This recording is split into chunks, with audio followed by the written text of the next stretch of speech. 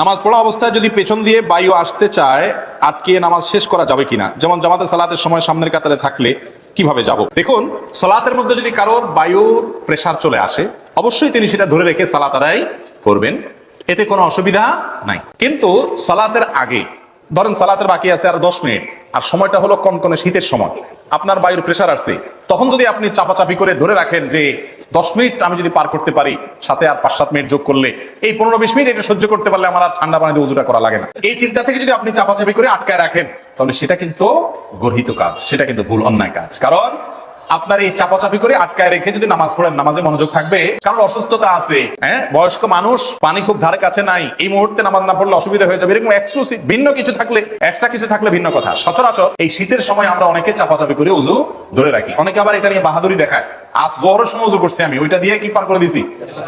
এশা পার করে দিছি।